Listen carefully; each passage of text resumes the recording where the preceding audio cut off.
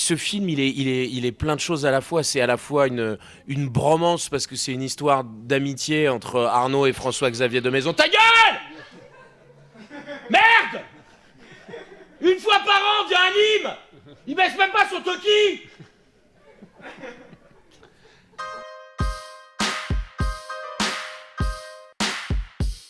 T'as plus rien. Ta vie, c'était ton couple. Et croisant mon expérience, tu vas perdre tous tes amis aussi. Ne m'appelle plus, hein. C'est pas parce que t'es en train de sombrer que tu dois m'entraîner avec toi. Sois pas égoïste. Mickaël, c'est votre 3e film, Divorce Club. Qu'est-ce qui vous a inspiré cette comédie? Est-ce que ça part d'une histoire perso? On peut rien vous cacher. Hein. Alors, les journalismes d'investigation, c'est fou quand même. Hein.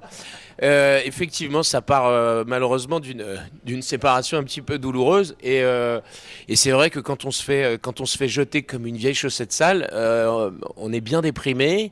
Et le rire, c'est une bonne thérapie. Et donc, l'écriture, le scénario, une comédie, c'était une façon de sortir par le haut de cette histoire que tout le monde vit un jour ou l'autre dans son existence. Et le rire vient rapidement? Alors si vous êtes dans ce cas-là, ça va pas venir tout de suite. Hein. Il faut attendre. En fait, c'est un tiers de la relation. Si vous êtes resté avec quelqu'un pendant 9 ans, eh ben, vous allez galérer pendant 3 ans. Voilà. Je suis désolé, c'est statistique, c'est mathématique, c'est comme ça. Est-ce que vous diriez que ce film est moins pour le divorce que contre le mariage? Quoi? Il est moins pour le divorce. Ah, il est plus contre le mariage. Je sais pas. Ce film, il est plein de choses à la fois. C'est à la fois une bromance parce que c'est une histoire d'amitié entre Arnaud et François-Xavier de Maison. Ta gueule! Merde! Une fois par an, vient un hymne. Il baisse même pas son toki. C'est aussi une comédie romantique entre Arnaud et Caroline Anglade. C'est un film pour rigoler, c'est un film pour rire avec la séparation, c'est un film pour dire que faut faire attention aussi dans la vie quand on a un être cher. Voilà. Mais il y a plein de thèmes qui sont abordés, mais il n'y a pas vraiment de, il y a pas de message derrière ça, à part tout va bien. Vous n'avez pas choisi de jouer le rôle principal, après on viendra avec vous Arnaud, mais ouais. Vous, le rôle principal, vous ne vouliez pas? Vous avez vu l'animal? C'est 1m90 de musc. Plus 93. De muscat. 1m93 de muscat. 92 kilos de poil. Ouais. Non, ça m'est pas passé par la tête. J'estimais que j'étais trop loin du personnage. Et puis j'avais aussi envie d'un film où j'étais un peu plus en retrait pour pouvoir me concentrer sur la mise en scène, sur les acteurs. Et j'ai pris beaucoup de plaisir à travailler avec eux et en particulier avec Arnaud, surtout les jours où ils me frappaient pas. Et alors vous Arnaud, du coup, qu'est-ce qui vous a plu dans... Non, Arnaud Ducré.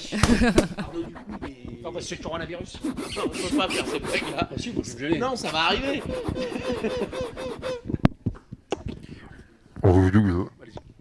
Qu'est-ce qui vous a plu, vous, dans ce personnage de Ben? Moi, ce qui me fait rire, c'est ce mec qui cumule la loose, quoi. C'est un loser magnifique, lui. Mais il en prend tellement plein la gueule dès le début que c'est assez jouissif à jouer. Et alors, toutes les situations qu'il peut y avoir dans tout le film que vous allez découvrir, c'est quand t'es comédien. Mais pendant le tournage, je disais à Mika, mais les mecs... Il y a tellement de mecs qui aimeraient jouer ce film, c'est sûr, ce personnage. Parce qu'il m'arrive tellement de choses, ça a été un vrai kiff d'interpréter Ben Catala. Tu crois pas que tu mérites de te faire plaisir après le traumatisme que tu viens de subir, là? C'est sûr que la séparation a été dure. Je parlais du mariage. Il y a dirigé par Michael Youn, du coup, comment ça s'est passé? C'est super. Non, c'est tout de suite bien entendu. Alors, moi je crois pas être très compliqué au boulot et lui non plus. Donc on se parlait clairement et voilà, et ça avançait. Il a une grande gueule, hein, donc des fois quand il a décidé de passer une journée à gueuler, il va passer sa journée à gueuler et à parler très fort comme là. Vous voyez, donc il faut être là et suivre. Mais non, ça a été un vrai kiff. Réellement, je me disais que Mika. Pour faire toutes les conneries qu'il a pu faire et toutes les fatales, tout ça, enfin tous ces films qu'il a fait, tu ne dois être qu'un vrai travailleur. Et donc ça n'a fait que confirmer ce que je pensais et en mieux, quoi. T'as bu ou quoi? Bingo! Ouais, j'ai bu, parce que c'est mon anniv. Alors les copains m'ont fait une surprise. Et alors tous les deux dans ce film, vous avez un point commun, vous vous faites massacrer par des femmes. Expliquez-nous un petit peu comment ça s'est passé, qu'est-ce que l'anecdote là sur ces deux combats. Je vais d'abord parler du mien. Elle m'a vraiment. Je veux pas vous divulgacher ce qui va se passer dans le film, mais c'est vrai que ma femme est pas très très contente que j'aille draguer au Divorce Club. Surtout que je raconte qu'en fait elle est décédée alors que c'est pas vrai.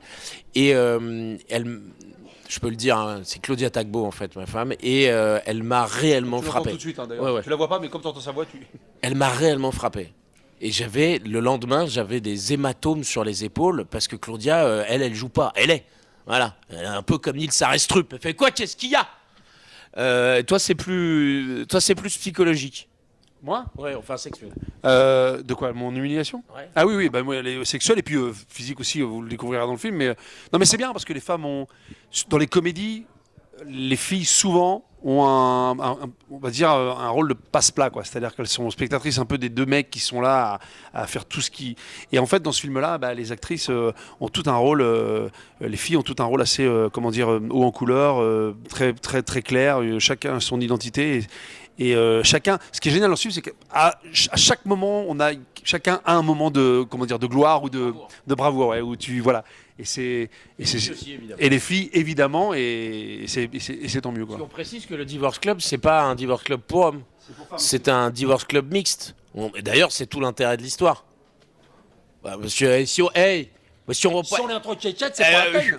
On va rigoler 5 minutes, puis au bout d'un moment, on va commencer à dire, dis donc, c'est long ton histoire. Voilà.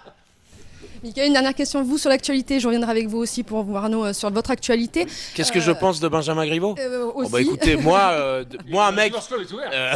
un mec qui s'éclate comme ça dans la vie, moi je vote pour lui en tant que maire. Hein. Je trouve qu'il a beaucoup d'humour et en plus une très belle. Non, c'est pas ça. Et sinon, votre retour sur M6 le 19 mars, est-ce que vous pouvez nous en parler? Comment ça va se dérouler? Qu'est-ce qu'on va pouvoir voir ce 19 mars?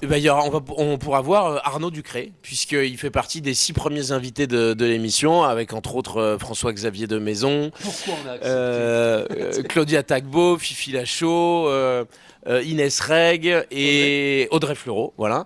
Qu'est-ce que c'est? Eh ben c'est la bande du morning, c'est-à-dire Vincent, Benjamin et Michael, qui ont mis un costume, puisque maintenant c'est le soir, donc Morning Night, et qui refont le même humour qu'avant, avec un peu plus de moyens, parce que voilà, c'est le soir, faut être. Et puis des copains qui viennent s'amuser et qui vont avoir la chance de s'affronter dans des duels pour gagner un truc exceptionnel, 10 minutes de carte blanche totale sur M6 à la fin de l'émission où ils pourront faire ce qu'ils veulent.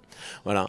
Et les gens vont redécouvrir tous vos classiques. Oui, on va refaire des bêtises d'avant, des bêtises d'aujourd'hui. Il y a des sketchs, des chansons, des sketchs en chansons, des parodies, des défis. Non, dis pas ça. Il attend que ça. Voilà. À 21h en 2020, on peut faire la même chose qu'à 7h du matin, à 6h du matin. Je vais vous prouver que oui. Et que c'est sûr que le lendemain de la diffusion de l'émission, il y aura des torrents de boue sur Twitter, forcément. Mais on a décidé de ne pas en tenir compte. Voilà. Arnaud, vous êtes à l'affiche de Mine de Rien là en ce moment, donc il y a Divorce Club aussi qui arrivera. Vous avez un rôle aussi dans le téléfilm, le rôle du papa de Grégory Le Marchal. Grégory Le Marchal, oui. Pour TF1, la diffusion on ne sait pas encore, pour le moment j'ai pas la date. Non plus. Il y a un retour sur scène aussi, est-ce que c'est prévu ça? Parce que ça fait un moment quand même qu'on ne voit plus sur les planches. Bah ouais, octobre 2020, je dois me remettre au travail. Enfin, je dois être sur scène en octobre 2020, donc je vais me mettre au travail avant. Ouais. Non, j'y vais à l'arrache, j'ai tout dans la pro. Et donc voilà, oui, j'aimerais bien revenir retrouver un peu le contact des gens, le public. C'est vraiment un truc qui manque quand on a l'habitude de faire de la scène. Quand un film fonctionne, c'est la cerise sur le gâteau, c'est tant mieux. Mais quand un film fonctionne pas et qu'à côté vous attendez un autre film ou autre, moi j'ai besoin de ça, j'ai besoin de la scène, de voir les gens, d'être au contact des gens, donc voilà quoi.